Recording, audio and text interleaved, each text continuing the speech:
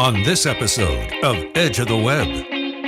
If you're running a contest, for example, and people break this rule all the time, right? They're running a contest, they're running the contest with the influencer, but there's no guidelines. There's no policy. The contest isn't even bonded. Your weekly digital marketing trends with industry trend-setting guests. You're listening and watching Edge of the Web. Winners of Best Podcast from the Content Marketing Institute for 2017. Hear and see more at edgeofthewebradio.com. Now, alongside Tom Broadbeck, here's your host, Aaron Sparks. And welcome back to Edge of the Web, and we're broadcasting from Edge Media Studios located in downtown Indianapolis, Indiana. Every week we bring you the latest trends in digital marketing and marketing influencers from around the planet, as well as here in this city. You might want to check out all of our shows at edgeofthewebradio.com. That's edgeofthewebradio.com. The title sponsor of the show is Site Strategics, your digital marketing pioneers focused on the agile marketing tactics, strategies, and execution. So if you want to learn more about what we do over here at Site Strategics, just go over to SIT. Well, you know what? Just Google Agile Marketing. You're going to find us right there. How about them apples? I'm your host, Aaron Sparks. I'm the CEO and founder of Site Strategics, as well as Edge Media Studios. Why we do this on a regular basis is to not only educate our listeners, and we certainly appreciate everybody who joins us on the audio streams, as well as the live Facebook stream and Periscope streams. But we want to break this apart, and digital tactics regularly are kind of mystifying, and there's so many things that you just. That's such a torrent of things that we try to take a pause here and kind of break out some ideas that you can use on your own company or in your marketing career. And on top of it, it keeps our powder dry, making sure that we know what's trending in the space. So that said, I want to introduce you to some comrades here in the studio. We got to my left, Tom Broadbeck, the Director of Digital Media over here. Hello. Hello, sir. Good to have you in the studio. Thank you. And to my right, a long lost friend here. This is Duncan Alney, founder and CEO of Fire Belly Marketing. I'm struck dumb. I mean, sheer fact, I haven't seen this guy in literally 10 years, face to face. And you're still as good looking. Oh, so what a suck up. All right. Duncan, thanks for joining us today. Absolutely. I'm so happy. Fantastic. It's great to be able to have you here. And we were catching up before the show. Right. Certainly going to catch up after. But we wanted to kind of go through some social media news prepared just for you. Want to go through that? All right. Excellent. Excellent. Let's take you through the latest digital marketing news. I was very excited to start my reportings. This week's trending topics. Hey, that sounds a bit topical nowadays, isn't it? It is a little more relevant now. It is relevant. All right, so article from Andrew Hutchinson over at Social Media Today. Fixing the Twitter verification, not really a top priority, according to the product chief. Tom, why aren't they wanting to fix this verification issue? Well, Aaron, they're dealing with some other things there. Yeah. But their main focus, they're saying, is election integrity. Oh. So they're focusing on, we talked about it on the show yesterday, they got that Twitter purge. 70 million accounts where they purged it out of the system, right. And I assume more is coming. But that's their main focus right now. And so here the article is just talking about how Kayvon Bekpour and his tweet thread about how it just wasn't a priority and they were focusing on the election integrity. So I know you've been waiting forever to get your my verification, blue check, but you're just going to have to wait. Honestly, that has been a bit of a contentious issue because there's been a lot of certain political leaning individuals that haven't gotten their blue check. Just saying that. I did see, I don't know if they're rolling out to all of them or if there's a certain thing a political person has to do in their Twitter feed, but there's like a little line that kind of appears below them that designates if they're a state congressman or a U.S. congressman or a senator or something like that. I think so they probably just have to agree with Twitter's agree with Twitter's, oh my Lord, Twitter's perspective. Anyway, Twitter. Duncan, what do you think about that? I mean, I've spent a lot of time at night wondering when I was going to get my blue check mark. I mean, it kept you up, didn't it? Yeah, I mean, I think that there are certain pharmaceuticals in terms of sedatives that have done very well from my preoccupation with the blue mark. I mean, I think the news. No, that's a blue pill, not the blue. Oh, sorry. I'm not that old. Anyway. anyway, I mean, my report thing is telling me that it's no longer necessary for average marketing company to get the Twitter blue Right. check. Yeah. That's what I say. Right, right. And on top of it, it's been elusive, but at the same time, there's a lot of just masking. I mean, again, we talked about chatter and spam out there. The verification was their attempt to really kind of, before the purge, clean this up. All right, but we're also seeing a dying out of even focus on Twitter right now. So that's probably. Yeah, you're absolutely right. It's not a priority. Over at Marketing Land, Amy Geston-Hughes is saying Twitter is testing promoted trend spotlight ads that give brand space atop the Explore tab. Now, check this out. Over at Marketing Land, Disney is actually the first advertiser to launch a campaign using this new ad unit. Now check this out. We scroll down here. Twitter is carving out a new ad space for brands, now testing this promoted trend spotlight ad. The new ad unit includes a visual banner with either a GIF or GIF, however you want to pronounce it, or an image background that will be displayed at the top of the Explorer tab during a user's first 2 visits to the app for the day before moving down further on the trends list, according to a report by TechCrunch. What do you think about that from an advertising space, Duncan? I mean, I think we're seeing, in general, we're seeing a reemergence of Twitter. You know, I've thought that Twitter was on life support for a while now. Right.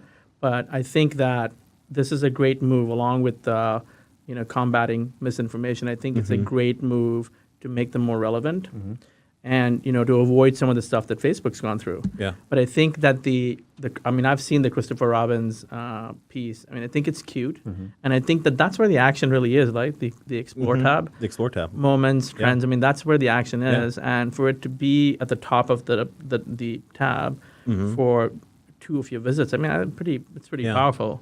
Yeah. Plus, I don't know in general that other aspects of Twitter are as effective for audience targeting or for just general effectiveness. I mean, Twitter video, I'm very happy with right now. Right. But I think it's a good move. I think that it allows them to monetize.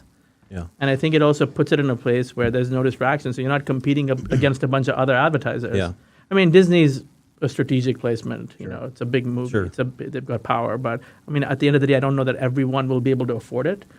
But maybe they will. Maybe it'll get niched, and they'll say, okay, depending on who you are, it'll be on the top of the people's, on top of your audiences. So then is it like a moment when you click on it, like a Twitter moment, and you can scroll through and see other things? So how does that work? Yeah. Okay. I dig it. Yeah. So it's not offensive and abusive that it's right there. It's actually part of the interaction that you're making in that space. Yeah. It's pretty cool. Yeah. Marketing Land from Greg Sterling reports out social media sentiment not predictive of offline brand outcomes. So online and offline brand conversations occur in two vastly different ecosystems, says this report. The conventional thinking that social media conversations about brands are representative of the broader consumer sentiment in the overall market. Well, new research from Engagement Labs finds online discussions and sentiment not necessarily predictive of offline brand outcomes. Now, so for our audience, literally, I mean, I think that's logical. I mean, honestly, because a social trend, Totally logical. Yeah, you're going to get into that wake for whatever the clamor is around a particular brand, but you may not take it home. You may not privately think so, right? Well, and I think let's get real. Yeah. Let's get real. Let's do it. I think that there's this sort of like beautification, ideal life that people lead on social media, right? Yep. Whether it's a brand or whether it's a person or a person who's a brand. Celebrity, I think that it isn't a silver bullet. Social intelligence, social listening isn't a silver bullet. It is a great way to get to know your audience very quickly. We were talking earlier, I've just done some analysis in the ed tech space. Right.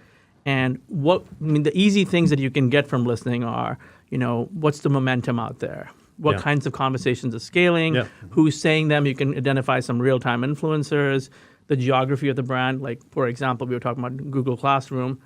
It's a pretty global brand.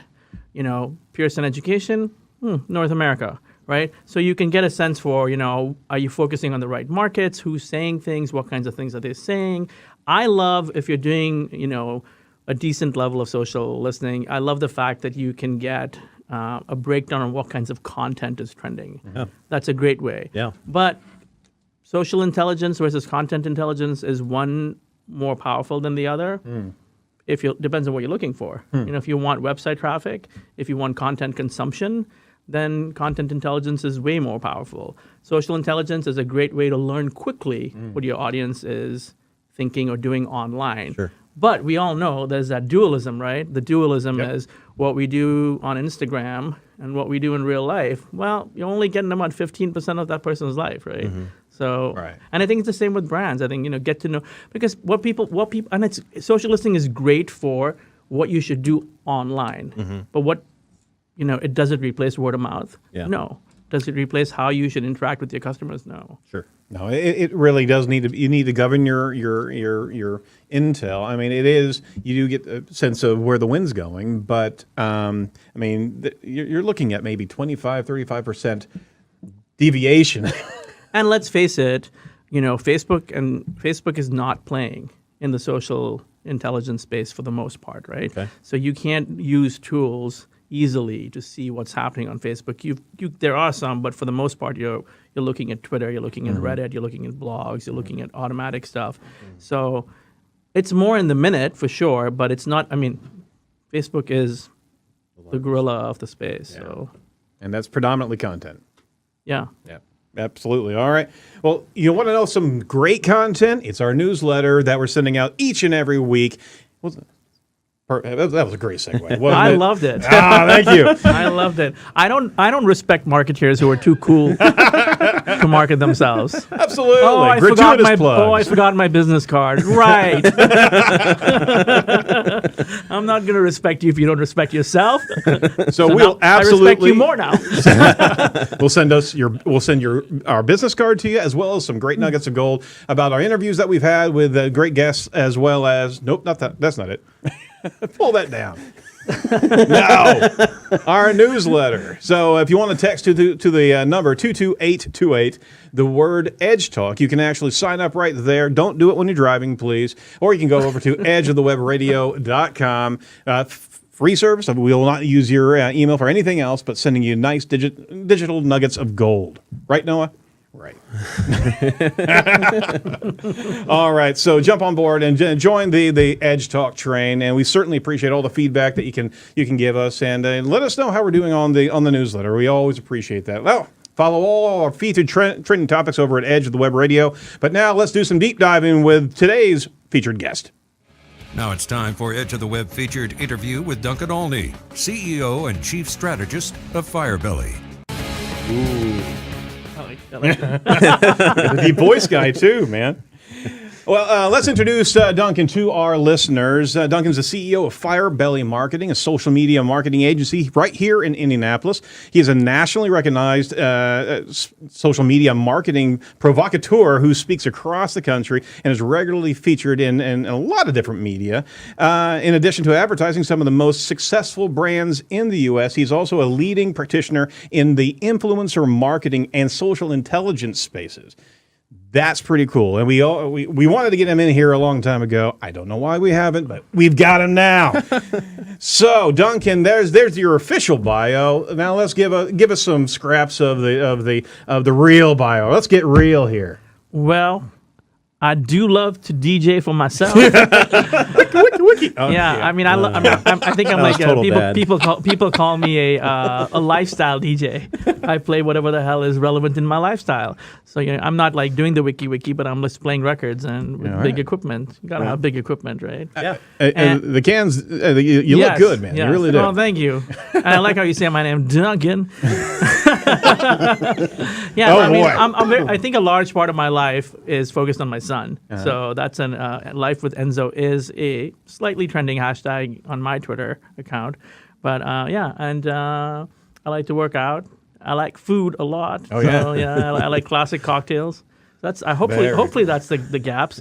I think you want me to give one particular gap, but I'll wait for you to ask. He's covering the bases. What's your favorite cocktail? If I was going to die tomorrow and I somehow had a vibe, Nothing I was morbid gonna die, there. I would have a sidecar. Oh, cool. Yeah, maybe just one, but You know, Hyde Park over here has an incredible smoking old fashioned. Oh, that wow. is beautiful. It's all hickory smoked, and it's just wisping off the glass. oh gosh. Yeah. Well, that's where we're going after this. I'm saying. Well, tell us a little bit of the background of Firebelly, how it came to be, and how you've steered the company over years. How old is the company now? The company is in version 2, soon to enter version 3. But version 2 started in 2007. And so we started transitioning to social media in 2007. We're a 100% social media marketing agency. Perfect. When people said that social media didn't matter, we were doing it. I think there's people that think that now that a social media marketing agency is perhaps somewhat of a curiosity because marketing is so integrated. But I think we're specialists. So I think we're relevant. And the interesting thing about it is on a candor and ranty basis, it's got to be the discipline itself demands great content. It demands an understanding of the audience. There's a high necessity for relevance, Right. as well as an evergreen approach as well. You got to combine the two. And at the end of the day, the days when we were having the tweet ups in Indy when it was just cool to do it are way, way long gone. Right. And you've got to produce metrics. You've got to be able to show what you're doing and sometimes how you're doing it. And so I'm happy about that because in my previous life I was a creative and everything was about how it looked. Right. I mean, the websites, Sure, right? yeah. Sure. Their POS is behind, not point of sale. Their POS is behind the scenes, but they may look great depending on what OS you're using, right? Yeah. And so I just got to the point where I was like, we're going to drive this thing based on data. And so at this point in time, I love the term blended metrics, because you can look at, awareness does matter, reach does matter. Engagement matters a lot. Consumption matters, whether it's passive or active consumption. And for most brands, website traffic matters and conversion. Yep. So if you can do those things well, then you're a good social media marketing agency. We are in our interviews here as of late over the last 6 months. We've been talking to more and more niche, however we want to pronounce niche organizations, individuals that have really specialized on very specific areas of marketing. Either it's LinkedIn marketing. We had Moitza on yesterday in the Facebook ads, LinkedIn ads, we had YouTube ads. We had Joe Martinez on Quora for ads. Your Quora ads. Quora ads are very niche and very focused, but man, evidently there's a huge return that's happening there. And our old pal Jeremy Deringer has got a little Amazon agency. That's right. Yeah, maybe not so little now. Oh, but yeah, absolutely. So the niche play is definitely, I think, still very important. It's. I think we're really seeing that evolution that you don't play everything for everybody because you can get yourself in trouble there. Yep. You got to go deep and you got to be very good at what you do and you got to have the metrics and the measurements to be able to demonstrate that, right? Yeah, exactly. I mean, I know that one of the things we've done, we partnered with a conversion agency, and the reason we partnered with a conversion agency is because sometimes clients would come to us and say, we really want to do this ad campaign on Facebook. How do you suggest we move? And we say, well, fix the conversion because we're going to send people to the website and then they don't know what to do, and it's lost, and it's not our fault. Right. Because we deliver the traffic. Yeah, and you've got no feedback loop to even steer from because you've got just no data there. So we're seeing this evolution of marketing firms, and we're also seeing large organizations bringing on a number of different firms as opposed to one firm from an enterprise level that is trying to serve everything. They're really actually getting much more savvy and realizing that they're reaching out to different organizations that know what they're doing. And frankly, it's a dated approach, right? It's a dated approach to think that anyone would feel compelled that you can do everything. I mean, no one can do everything, right? I mean, even super large firms have subs that come in to do work for them. Right. So I think if you're an agency or a marketing firm or whatever, that's taking everything on and not saying no to to anything.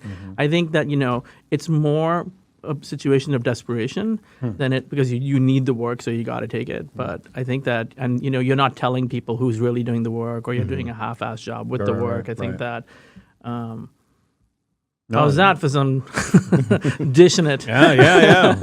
But so I think that the niche firm is there. I mean, it's like making a film, or let's be more relevant. It's like making a Netflix piece of content. Okay. Right. So it's like when you look at the credits, you got one firm working on CGI, you got another firm working on this, you got someone else did the Makeup the typography or the titles, makeup, and a lot of them are actually companies. It's not just an individual. They may choose to just list themselves by their name.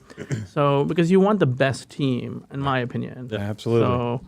So companies are getting more and more savvy to be able to use that mixture together as opposed to... And it's got to be a firm that plays well on a team, right? Yeah. So... Yes, absolutely. You got to have a team, someone that plays well. Yeah, a lot of marketing firms have sharp elbows, don't they? I had mine blunted off in Siberia. That's a visual and a half right there. I got part, what is it? Cyborg. That is too cool. I have rounded elbows. I've never had a cyborg on the show before, man. It's the first. That's the first. And not an Indian one either. What are the odds? I need to go look at a lottery ticket. Let's start at Hyde Park. It all goes downhill from there. Hey, we do want to stop real quick and give a recognition to our title sponsor, Site Strategics. And we want to give a shout out to our listeners and provide them a very special offer here. We provide digital marketing strategies on a regular basis to our clients. And it goes without saying that we're constantly asked about return on investment on the digital marketing space. So that's truly what your firm should be focused on, right? So would you like to discover your marketing ROI? Why not have a second opinion to check out how your investment is paying off? We are actually offering a 30% discount on the digital marketing ROI report. You can actually learn your digital strengths, weaknesses, and threats. We cover SEO, content, social media, not nearly as well as Firebelly is, right? But allows the Site Strategics production team to get a full insight into areas for opportunity and growth. So if you want to go over to the website, edgeofthewebradio.com/ROI, just go ahead and fill out the form there, and we'll get a conversation going and see if this report is right for you. All right, there's a second gratuitous plug. Now we're done. So Duncan, we're talking about influencer marketing. In the pre-show questionnaire that we sent over to you, you mentioned that you wanted to talk about this. So as a baseline, how can you explain to our audience what influencer marketing is and how it works? Well, I mean, is this the preach moment? Not yet. I mean, I think that, anyone and everyone can be an influencer. Mm-hmm. Maybe you're an influencer offline, but the influencers we're talking about are primarily in social spaces and online. Right. So someone who has credibility, number one, is highly trusted by their audience and and this is the language that we like, can actually produce or influence an action. Mm-hmm. So can they consume some content? Can they click to go look at the product? Will they order something? So that's the kind of influence that we're talking about. Right. Now, there's certainly influencers that there's credibility by association, and the kind of pull they have is not only are you credible because you're working with them, but people are going to go rush out and buy it, right? They may not be relevant for your brand. I mean, Firebelly would love to be associated with Kylie Jenner or Kim Kardashian or Kanye West, but we can't afford it. And if we went there, they probably would turn us down. Maybe Taylor could convince them, but, So I think that, when it comes to influencers, I think any firm or organization can be associated with influencers. Mm-hmm. Some of them might be organically interested in you. Mm-hmm. We ran a campaign for the Indie Humane Society, and it was about cool. Love Me, Fix Me. And, we have a cat and dog overpopulation in central Indiana, and so, instead of contributing to that, which ends up, with them being euthanized, mm-hmm. Can we get them fixed? That's a good tagline. And so when you're dealing with something like that, sure, there are people that you gotta pay to play, but most people love animals, cats and dogs. And so we were able to find people that were into cats and dogs, and we had a reception. They all came. We gave them the information. We stayed engaged. And we were able to say what the reach was, what the engagement was. Cool. In this situation, they didn't want to share the how many fixes happened. But Sure. so I think there's an example of where nonprofit can use it. There's back in the day, yachts used to have our local New Orleans presence. Cajun. Wonderful food. What's the tagline? Cajun Creole crazy. I may be an aspiring DJ. That sounded really good. A radio jock, right? They used to have, we used to have dinners for people that were highly active on Facebook, more like an advocate, right? And so what would they do? They'd come in there, they would have lunch or dinner with the founder, and then they'd be all over the internet talking about how amazing they got to meet the founder. So I guess the play or the opportunities on the micro-influencer side. So they don't have to be millions of followers. They could have 2,000 followers and they're very engaged. All the 2,000 followers are active. There's, the response time is quick. They're producing actions. It's a great spend. I was just showing you earlier. There are some influencers will as cheap as $8 for a tweet, and they'll tell you who they're reaching, and you can decide if you want to do it or not, or you can spend thousands. But it's important to pick people, based not only on the product or service, but do they match your values, and what stage of the customer journey are they in? Oh, I love that. Absolutely. So can you pick an influencer, that will get you awareness? Can you get an influencer who will get you, repeat business? Are they an advocate? We consult with an airbrush tanning salon, and we help them craft a strategy where they were getting their current customers to buy an organic solution, a service based on organic solution. And so they picked regular customers that were active, and they worked out deals with them. So it's like, hey, you know me, I'm already a customer, so you're not trying to get someone who doesn't know it. Right. So. I got a question. In this, there's a marketplace now, just like you referenced. It's also on the. Well, let me figure out how to ask this. There is this new marketplace. It is part of this environment that the influencers should be able to show their metrics, right? Yes. So yes, no, it's a requirement. As far as where, I don't know if that's what your question was. But yeah, that's where I was going, is that they really have to be able to prove not only the followers, like we were talking about. Okay, you got that many people, but it's that additional factor of engagement, that additional factor of being able to track them to those purchases, right? Absolutely. And so, larger, I should say maybe more sophisticated organizations that have been doing influencer work for a long time will typically have a contract, so it's not a loose thing. Right. And the contract will specify, this is the package, but, we are expecting these types of results, and the contract is only renewable as long as you perform. So it's not quite like a spokesperson, it's more of an image-based thing, but this is more of a, I think that's where influencer marketing has gone in general, is it's performance-based. Yep. So yeah, you got 90,000 followers and you got beautiful photos and you're going to give us some clicks, but maybe none of those people are going to turn into a booking for a hotel, Right. So, how do businesses actually find these influencers? Again, we were talking right before the show here. There's a marketplace. Where do they find these influencers? Yeah, and I think there is, whether you're internal marketing or you're the CEO or you're an agency, I think identification is certainly the most sophisticated part of it, or maybe I should say the most complex part of it, because you've got to find that individual or that group of individuals or however they're structured, and you got to make sure they match your values. Which part of the customer journey are they going to sit in? Are they easy to work with? What kind of a deal are you going to structure? So, I think the marketplace is awesome because it's easy, but you still have to do some in-depth work, because when you typically pitch influencers, they're very what's the word I want to use? Persnickety. Beyond particular, they are persnickety about how they're approached. Oh, wow. So, you can't send red, pumps to a woman that is a influencer in the grief space. Right. She's probably sad. Right. So, thank you for the red pumps, but, I'm probably not going to be appreciative. Right. So I think that, when we do it, we study who they are, we reference what they've done in the past. You compliment them on their work, tell them how it would be beneficial for them and for our organization or whichever organization. So I think that that's the piece, and there's a lot of chemistry, and there's probably a lot of ego too.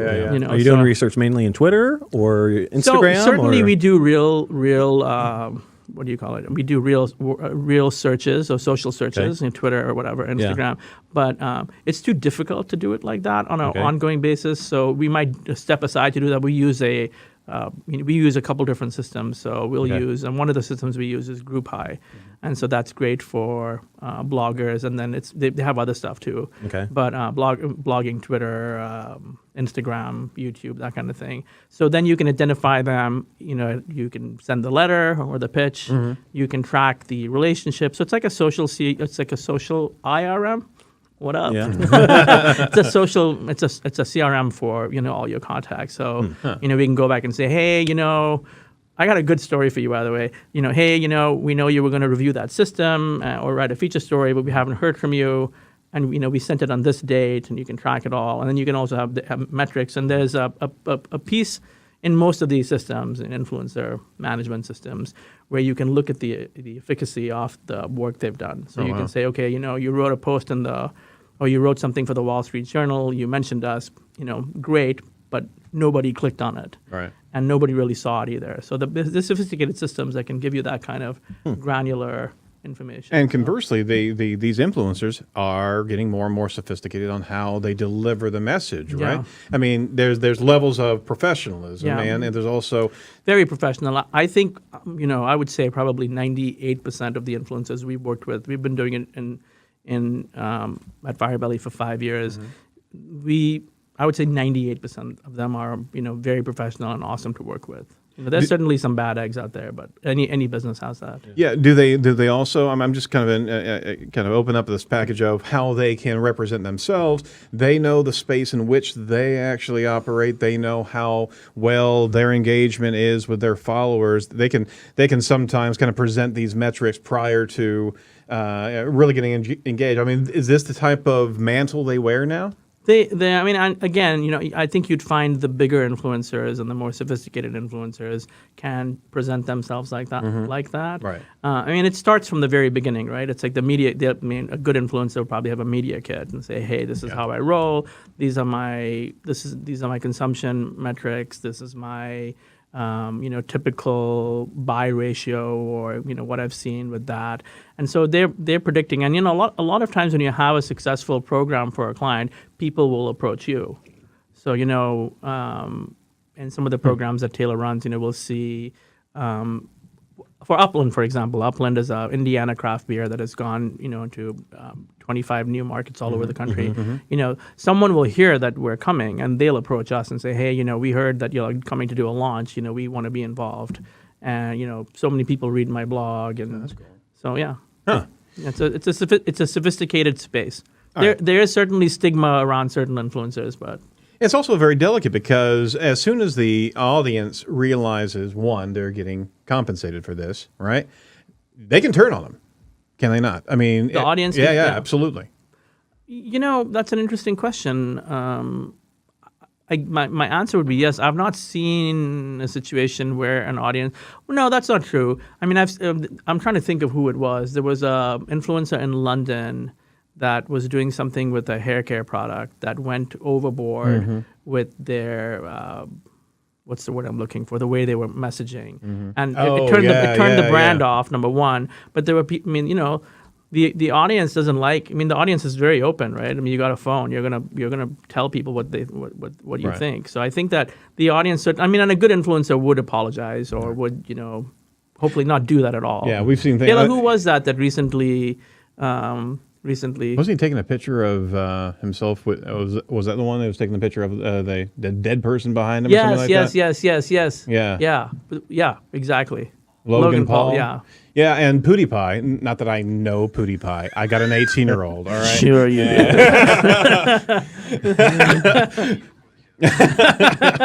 I'm YouTubing my ass off. All right. But literally, he teamed up with Disney, and subsequently, right after that, just messed up his relationship. He did something stupid, right? I think it had to do with Nazis, if I'm not mistaken. Yeah, yep. And Absolutely. And I mean, Disney jettisoned them like no tomorrow. But I mean, you also have that the relationship with the audience. They have to serve their audience, right? They have to, and yeah. those audiences are a good deal more forgiving, just because how the longevity of that particular that particular celebrity. But at the same time, you have this kind of interwoven thing is that you can't abuse your audience with influencing so much that you seem that you're sold out. I mean, the audience is the golden goose, right? I mean, the audience is the product. We are the product. So I think that a good influencer is not only educating and serving the audience, but is also respecting the audience. So that's a good question. Thank you. Tom gave me a question here that I wanted to go for here. FTC guidelines. When it comes down to sponsored content, what are some of the things that marketers should know, especially influencers? What should they know in that space? I mean, it's a complicated space. So typically when we're working with smaller brands, that don't have good legal representations, we're recommending to them like, hey, you should work with someone else because it does come up, right? So if you're running a contest, for example, and people break this rule all the time, right? They're running a contest, they're running the contest with the influencer, but there's no guidelines. There's no policy. Right. There's no, the contest isn't even bonded, right? So I think the FTC is watching. I think you got to be careful with disclosure. And I think you got to have an attorney on your team somehow, even if the attorney is on call. And is just reviewing your work or auditing your work once in a while. But I think you got to have that.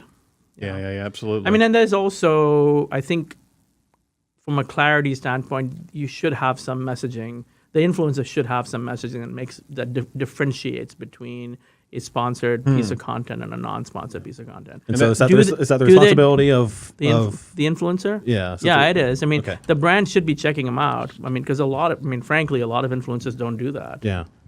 I mean, especially celebrity and the influencers, younger crowd. Yeah. But you're talking. I mean, I'm gonna hold this bottle of vodka up for you, right? And I'm gonna drink it, but I'm not gonna say anywhere. So maybe it's implied. I don't know the granularity of forensically looking at that kind of legality and compliance. But my suggestion is that, yes, the FTC is a big deal, and don't take the FTC for granted. No, absolutely not. Yeah. Speaking of content and different types of influencers, does some content perform better than others in the space? And obviously, the more natural, more authentic the influencer and what they're talking about, right? I mean, I think in general, whether it's an influencer or whether you're just on social, video is just killer. Video performs well. Video is very inexpensive to promote at the moment. Right. So we'll oftentimes tell an influencer if they're not planning to boost their own video content or put some money behind it. We'll tell them like, hey, let us handle it. So I mean, how can you argue with 1 to 4 cents for a view? Right. You just can't. So. I mean, I think that with influencers in general, it depends on what the platform is, right? So YouTube influencers is YouTube on fire right now? Oh, yeah. Right? My son told me the other day, and Neil Brown and I had this conversation recently about how my son said to me, I really want to be a YouTuber. Yeah. Doesn't want to watch YouTube or consume YouTube. He wants to be a YouTuber, right? Yeah. And he says he has a list for me, and I'm like, you can't write, man. How are you going to do? Well, he can write, but I don't know that he has I mean, he said, we got to have a webcam. Yep. It's got to be a certain quality. And I think that, based on the platform, going back to our original conversation. Well, maybe I should finish this. No, you're there. That was my next question. And I said to him, well, what's going to be different about you? Neil asked his son, what's your message going to be, right? Dude, I mean, seriously. So it's like, crushing aspirations there. He said to me, Papa. He calls me Papa. He says, Papa, it's me. Oh. So, I mean, I think that, and who he is he has a unique take, and so he loves what Dan TDM. So Dan TDM is this English guy who he plays the game and then he tells you what he's experiencing as he's playing the game.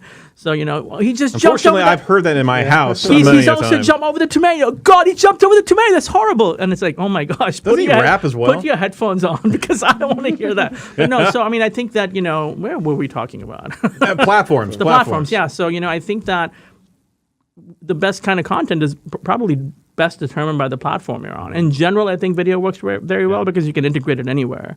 Yeah. But YouTube is on fire, though. Yeah, absolutely. We're doing more YouTube work than we've done in a while. And this you kind of spun me off into another concept here, and that goes a little bit more in depth of just talking about social media collectively. That there is a want to be on camera. There is a want to be that YouTuber, and the youth are enamored with, my God, 2 million views on a particular video. I mean, and it seems so simple what they're crafting. Are we kind of building an entire group of youth? Not your son. I know your son's going to do fantastic. Are we building a set of youth, a generation that's going to be ultimately disappointed when it gets down to the reality that not everybody wants to watch what they've got? Well, I mean, I think we have in not just in the future, but even now, right? We have content overload. Yeah. Right. So we have a lot of. Thank you, HubSpot, but but we have a lot of organizations and people out there that are putting content out that is not inherently interesting. Right.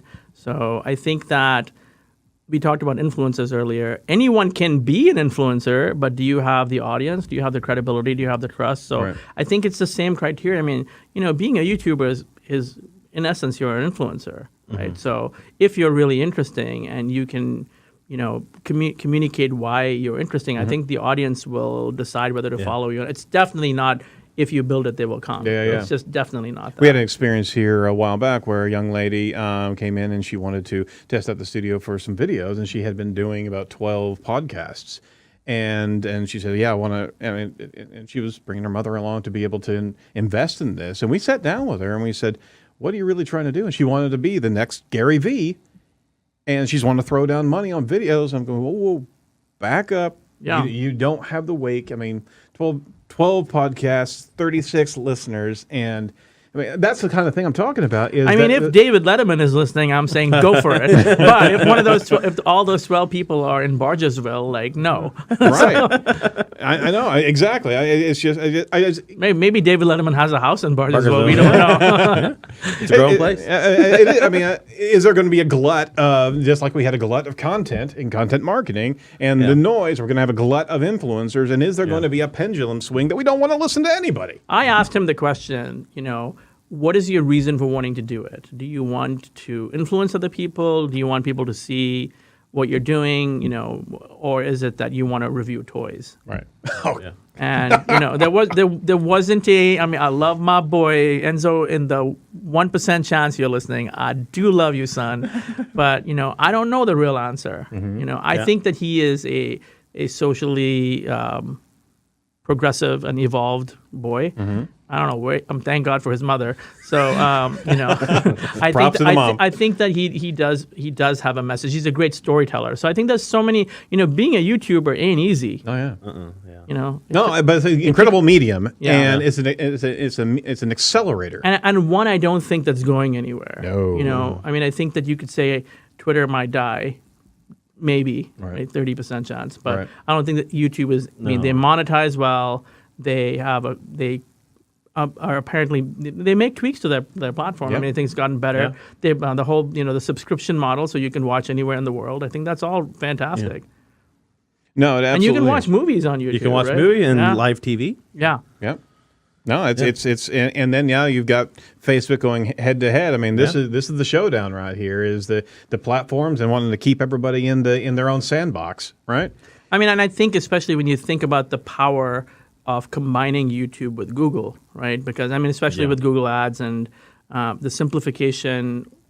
Haven't seen it yet, right? But we're seeing a simplification of working with Google on the ad product. So I think that it's very compelling. And and I think the creator side of YouTube is compelling in general. Creator rights, the monetization model. Right. I think YouTube is solid. Yeah, they're head and shoulders above what Facebook is doing, and there's going to be a battle there. So getting back to, I know we went a few paths here. getting back to a company that wants to utilize influencers, first and foremost, they may not very well know what they're doing, so they really do need a marketing firm to help fence that in.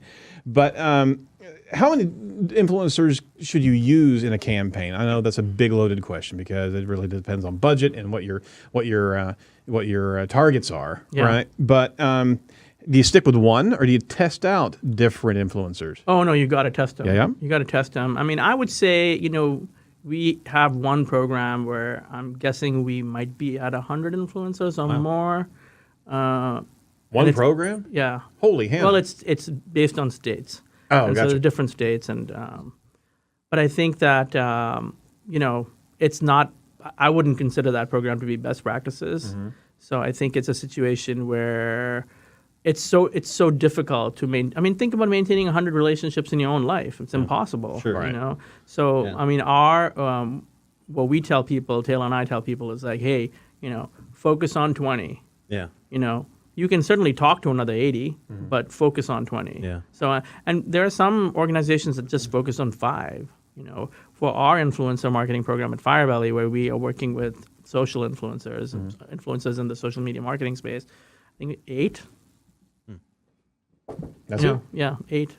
That's awesome. I mean, you gotta get close, and you gotta know exactly which horses to bet on, I guess. And then the other question becomes, right? It's like, what role do influencers that exist solely in the word of mouth space play? Yeah. Can't measure it. Yeah. But you can look at the uptick, right? So if someone in the food space is talking and everyone's listening to them, but you can't actually engage with them on an organized manner, are they not important? No, they're important, but you got to figure out how to work with them. You got to get them a very long lane to be able to see that type of effect. And right? you got to give them some codes, or you got to maybe you have a wine dinner for them if they were a food influencer. Right. So how does pricing work then per influencer? Because I'm sure they vary. Or how do you, as somebody who's not done it before, how do you go into it and know you're not getting taken advantage of versus somebody who's doesn't have quite of an influence, big of influence as they think they have, and you're not going to get a good result? And so how do you? I mean, I think that you can work with influencers with doing no identification work, right? You could go to Twitter or you could go to Facebook and you can put some hashtags in or do some searching around, and you can find some people and you can toss some. I'm really working on even this long being in America, on my proper American sayings. So, you can toss some spaghetti up against the wall. Is that Sure. Toss the spaghetti and see if it works, right? So, but the question is that sustainable and repeatable? Because you want to make everything in your business like process oriented. Yep. So, I mean, I think that the identification is important, and you can pay anything from, $2,500 for an identification to, $60,000, $80,000, $100,000, depending on how sophisticated your organization is. And or you can just scope it backwards and say, hey, I got, X number of dollars for a influencer program. How should I emphasize the money? And I would say emphasize the identification up front and then the ongoing identification, because you never know. I mean, I remember we were doing identification for influencer work for a food festival, and 2 people out of the 20 we were working with, 2 people were very appealing. And coincidentally, those 2 people turned out to be the biggest duds. They never produced any content. They never even attended the show. They didn't do a tweet. That's also part of setting expectations. I know, but the expectations were set. So we don't price things by influencer. We'll say, hey, we're going to work with so many influencers. We think we're going to put so much time in. Yeah. If there's as I'm thinking, I guess we have had a couple that we had to work with who were very inconvenient to work with. So you might have an inconvenience factor, and your client or your internal team knows that person X is always going to be late with their content, or they're going to under-deliver, and you've got to ask them, or there's going to be content issues like spelling mistakes, or they'll mispronounce the brand name. Right. Maybe there's an inconvenience. I think that most marketing people who are doing services work add an inconvenience factor in any way, right? Yeah. Maybe we don't talk about it, but it's. It's a sunk cost. Yeah, but I have to tell you this one story where we had someone who was behind deadline, and we got an urgent call from her, and she was on the gurney, being taken in to the delivery room, and she called Taylor and she said, oh my God, I know I'm behind, but I am about to have a child. And so I didn't want to you to think that I'd forgotten about you, but I'll be back in touch with you. And Taylor said, take the phone in. Can you not Instagram that right now? Please. Yeah. Can we get into this product is so important that even at this point in my life, I didn't want to forget that. Oh, my gosh. So, I mean, bless her, for being so conscientious. But, I mean, Absolutely. I think that, and certainly she wasn't the inconvenience factor. But, Sure. That's funny. Wow. And with marketplaces, it's very clear. I think with marketplaces, we talked about marketplaces, and really, if you didn't even want to make a big commitment to influencer marketing, you could go to a marketplace and put a campaign together, right? Gotcha. And it could be like, oh, I'm going to spend several $100s on this, I'm going to spend $1,000 on that, and you just patch something together. Mm-hmm. So yeah, marketplaces are good. You get reporting, and the good marketplaces, are either reasonably priced or it comes out of what you're paying the influencer. Do some of these marketplaces have a bit more of a self-vetting environment to them? They do. They have metrics. Another reason to use a market. Because the marketplace is only as good as who they represent. But the other exactly. The other good thing about marketplaces are you don't have to deal with the admin. So it is a nightmare to deal with the admin, because you got to, depending on how much you're spending, you got to have W-9s, you got to, or you got to send out, paperwork, you got the contracts, you got communications. I mean, there's just a lot to it. Think about that. So, yeah. Again, that's And another you got to reason. pay them too, right? So you Right. got to pay them. So then you got checks going out, which simplifies that. But the other thing is maybe there's a little bit of like a buffer too that way, right? Because if you have to let them go or whatever contingency might come up, they're part of the marketplace. You don't have like Well, this certainly is an interesting perspective into this ecosystem. Now, influencer marketing has been around for a while, but it's really taking off, isn't it? It is taking off, and I think there are some very good firms that do. I mean, Lee Oden, who's also a friend of mine, is a tremendously wise practitioner and strategic speaker and so on. And it's interesting because what I think a good influencer marketing firm does, just like the good influencers, that you operate with some level of a large level of transparency Right. and integrity. And so it's not this black art where you don't know what they're doing and you don't know how. I mean, it's like back in the SEOs.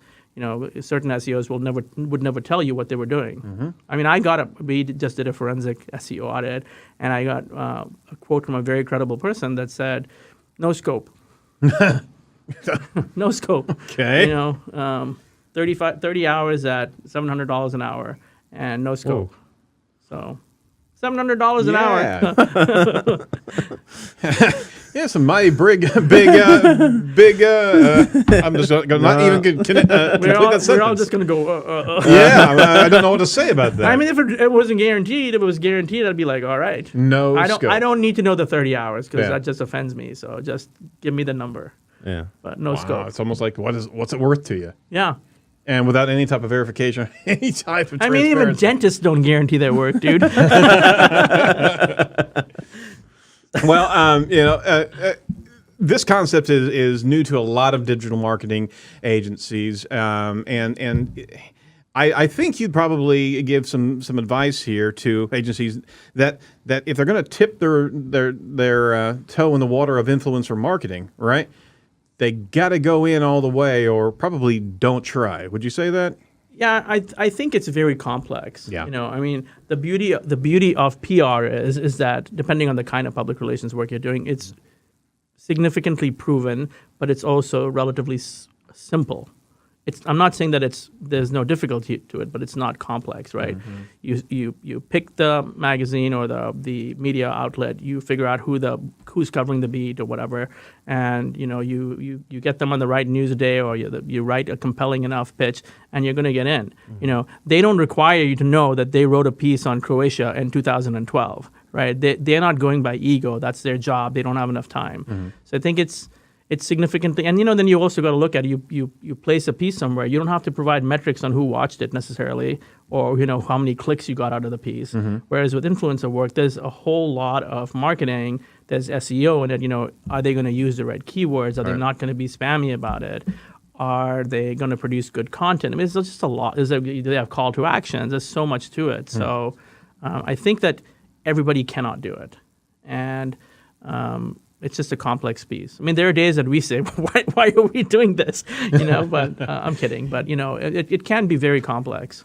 It is, but that also goes to the maturation of the industry now. Is that it's not just, hey, grab somebody and see if they can talk you up. There's metrics, there's accountability, and there's an entire marketplace economy for that. So it's out there, but you really do need to have a trusted advocate like a agency to be able to guide you there. And I think you got to look at blended metrics, right? So it's a great way to get stories and to in the right places to get your domain authority. Yep. So you're the expert. So to get those trusted links in, sure, but that shouldn't be the reason you're doing influencer work. This is much more organic and this is tribal from a Seth Godin point of view, right? Yeah. Absolutely. Excellent. Well, I wanted to wrap up. I really appreciate your time today. Absolutely. And it's been enjoyable. It really it's been has. fun, yeah. I did want to wrap up because and ask you this one question, and I don't want to give it it's not loaded. What really bugs you about your industry today?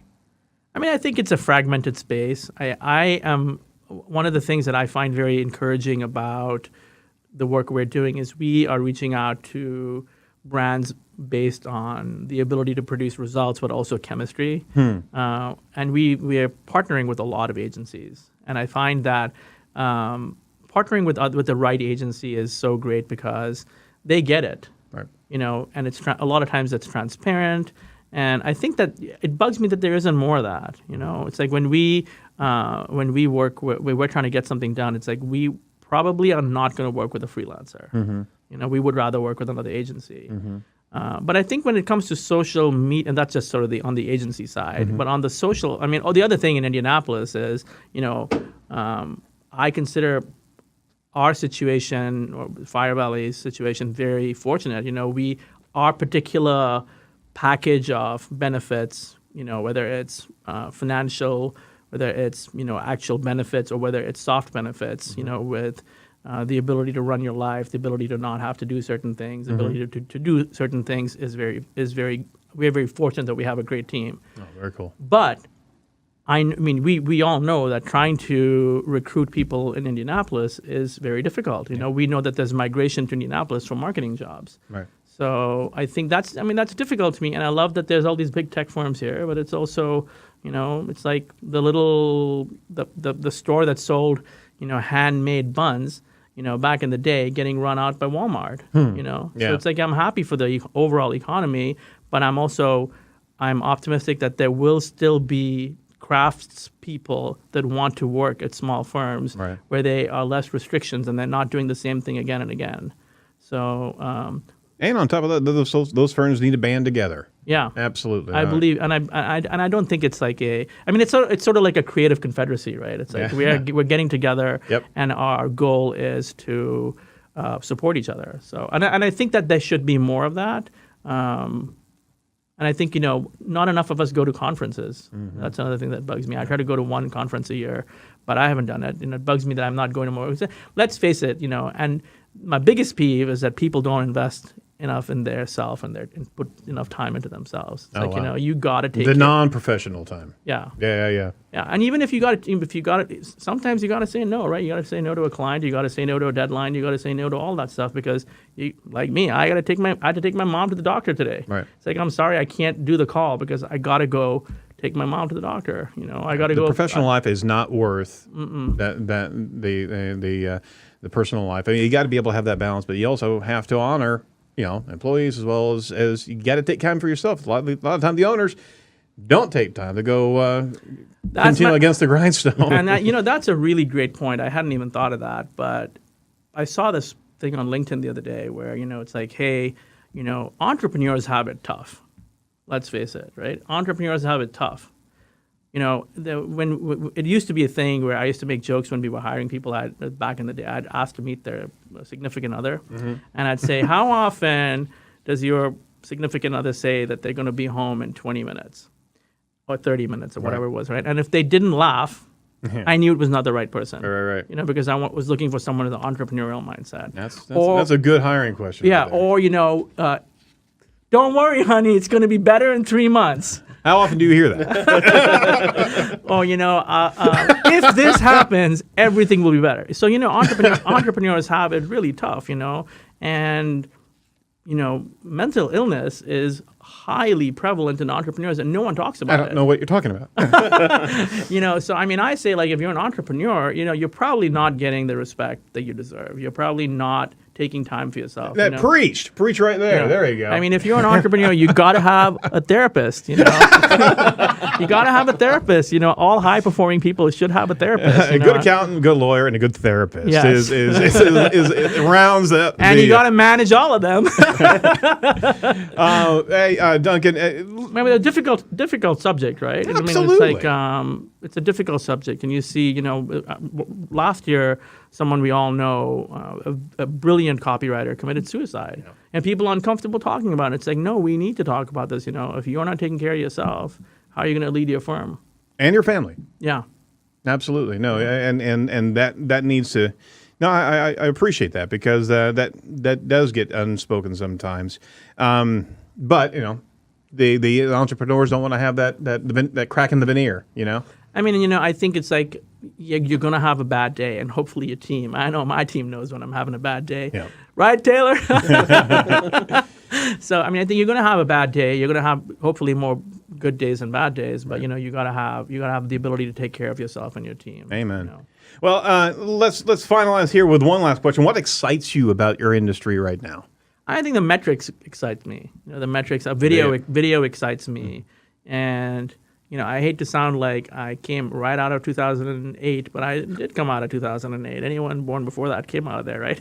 But I think authenticity became kind of a cliche for a long time. Everybody was talking about authenticity, while they didn't do anything authentic. Right. But I think that authenticity to me is sort of like there is a high level of distrust at the moment. Mm-hmm. We have a high level of distrust in politics. We have a high level of distrust in the news. We have a high level of distrust in a lot of things. Yeah. And I think that be authentic. People who are on social and brands that are on social, I'm sorry, I did this. I shouldn't have done that. Or what would you like us to do? Oh my gosh! But it's like pitchforks. As soon as something is misspoken, I know. You're lambasted without any forgiveness whatsoever in that space, and that's really tough. And that's prohibitive for a lot of people even getting into social or where they were just dropping out. Right? I think you don't see this on proposals or on RFPs. Like, hey, I'm looking for this from you, and you please meet all your deadlines, but I'm not going to meet any of my deadlines, right? It's like, so trust needs to be on both sides, the authenticity, the trust, and I think a reinsertion of humanity. It's like, people are going to make mistakes. Can you be compassionate to that? And for God's sake, I know it's optimistic, and I'm okay with that, but a trust first and a compassion first approach, not a fear first approach. It's like, I can't work with you because you may take my client. Hey, they're going to take your client anyway. If and the client's a factor too. They'll get jumpy. Right? Or your employee, whatever it is. If someone wants to leave, they're going to leave, right? So it's like, put compassion and hope for it. I think that's missing in marketing in some ways. Maybe it's at the level of client. We are like a SWAT team for both large companies and small companies, but I think that we need that trust back in our relationships in general, in marketing, and just society in its own right. Because boy, we have some tough times ahead of us. It feels to me a little bit, in some ways, the rawness of being here today feels like 2001, like post 9/11, Right. I think we were seeking smaller restaurants. We wanted to spend more time with people we loved. The nation was raw. Right. And I think that it feels like that. So it's like, hey, if we're marketing people, can we bring some humanity into it? No, there's the charge. Yeah. Honestly, preach it, man, because you need to get that word out to marketing firms. They need to be able to own that space, because that's where the tide's going to turn, to be honest with you, on how we influence others and how we appreciate others authentically. Absolutely. That's great. You came to America with $20 to be what? $80. $80. All right. To be That's what? 4x. I had watched a lot of movies, and I wanted to be a cowboy. Yeah. I didn't tell my parents that, but I wanted to be a cowboy. So, I went to school for 4 years until I finally made it out to Montana. I mean, I like to say I'm a failed cowboy to some people. I am a failed cowboy. And they look at me and be like, why am I not surprised? But, shoveling certain kinds of things. Okay, it's a bit dated. It was like the 90s, right? So maybe every town in Montana didn't have a cappuccino, but I just was like 3 days into it. Dude, I should have learned how to ride before I got here. Yeah. So, you know what, Duncan, I'll take you shooting sometime. And I've been shooting. All I love right, it. good. I love it. I've never shot a automatic weapon, but I have shot pistols before. Hey, I'm not saying I have one. I'm not saying I don't either. Another Aaron took me shooting. Deep Ripples Aaron. What's his last name? Yeah. What's wrong with me? Aaron. Brad? Float Aaron. Yeah. We had him on Douglas. Aaron Douglas. Thank you. Aaron Douglas. What I'm trying to say is that Aaron. Yeah. So we went, and cool. It was a place here that had a zombie day. And so all the targets were coming towards you, looked like zombies, and then you had to shoot them. Sweet. Yeah. A little bit more motivation to shoot. Yeah. Kind of puts a little fear there.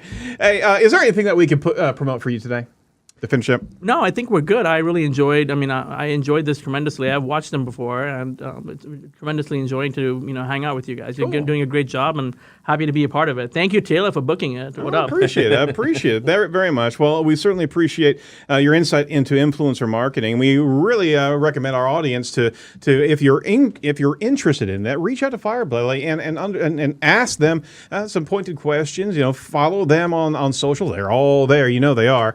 And just ask Duncan some questions, because he's stoking this economy, this marketplace, and he's a sage Sherpa out there from the influencer marketing space. So, by the way, I just realized something. My mom told me that I should look at the camera more. Clearly, I forgot that. Oh yeah, so we are doing some Facebook Lives. That would be something to promote. We just started doing them. We did one with Neil Brown last week. Excellent. So join us to watch our Facebook Lives. There, we will. So follow Twitter. On Twitter, go follow Firebelly, @Firebelly, on Facebook, Duncan Alney, as well as all the socials. You got it. Oh, wow. Instagram, Firebelly Man. Yeah. And We Are Firebelly is the company asset name. All right. Well, thank you so much for your time today. Thanks for everybody watching over at on the live stream, as well as listening to iTunes. Be sure to jump in and rate and review, because we always like to hear feedback. Thanks to the colleagues at Site Strategics, as well as of course our guest here, Duncan Alney. Hey, be sure to check out all the insider videos and much more over at edgeofthewebradio.com. That's edgeofthewebradio.com. Who we're talking to next week, Tom? I said it a couple times, but hopefully Jason Miller from LinkedIn will be joining us. We've had to reschedule a couple times, so hopefully we can get this squared away. He's a busy guy and speaking in a lot of places. So all right, well, that's Tuesday. We won't publicly shame him at all. All right, for all of us over here at Site Strategics, thank you so much, and do not be a piece of cyber driftwood. We'll talk to you next week. Bye-bye.